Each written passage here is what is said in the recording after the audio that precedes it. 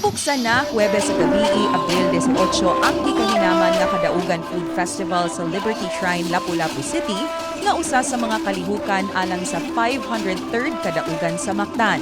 Panahon kini para maglingaw-lingaw, makawala sa stress, enjoy the breeze from the sea. No, kay it's so hot during the day. So makabanding, makauban ang matag miyembro sa pamilya, barkada, or kauban sa trabaho. So pinaagi niini, makatabang sa kita sa mga gagmay negosyo nga makahalin o labaw na sa tanan, maila ang ilang mga produkto. Nagkadaiyang lamian nga mga pagkaon gikan sa 18 ka mga hotels, resorts ug restaurants sa Dakbayan, lakip na ang 44 ka food stalls sa mga gagmayng patigayon ang gipangtanyag. Lakip na niini ang sikat nga mamen sa Waterfront Airport Hotel and Casino nga namugna pinaagi sa pagsagol sa mami noodles ug ramen toppings. And we are celebrating the commemoration of the Kadaugan sa Mactan.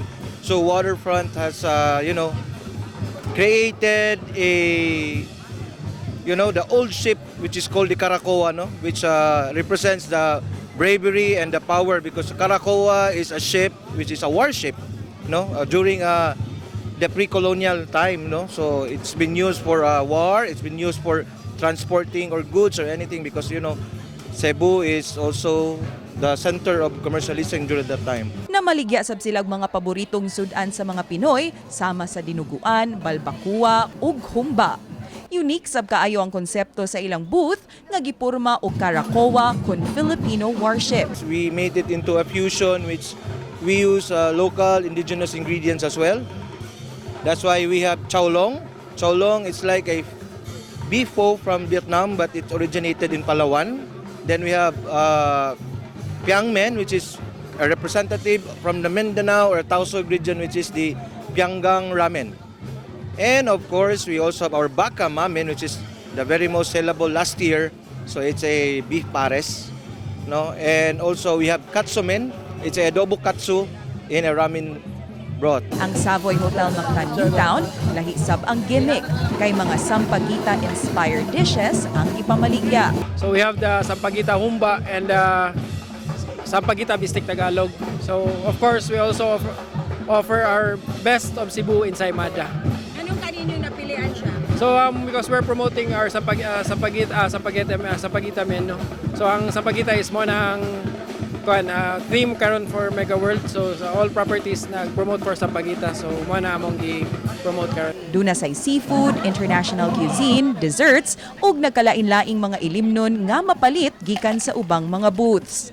Ang maong food festival mula na hangtod Petsa 23, gikan sa alas 4 sa hapon hangtod alas 10 sa gabii.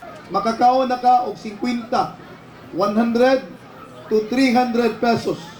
I can assure you all na matagbaw gyud mo tungod kay puwerteng daghana ang nakalain-laing klase ug barato pagyud kaayo nga pagkaon. Samtang gipahibaw sab ni Mayor Chan sa maong grand opening, nga mitubag na sa ilang imbitasyon si Presidente Ferdinand Marcos Jr. alang sa Battle of Mactan karong umaabot nga Abril 27. He is our guest of honor. Unya atong na-receive butang na gipencil na sa schedule ni President, wa mo balibad, but gipencil na ang iyang to witness the reenactment of the Kadaugan sa Mactan. And also, the President choose Lapu-Lapu City to be the host of next year Asian Summit to be held in Lapu-Lapu City. One Lapu-Lapu! Kini si Andrea Pateña-Matheu alang sa MyTV Cebu.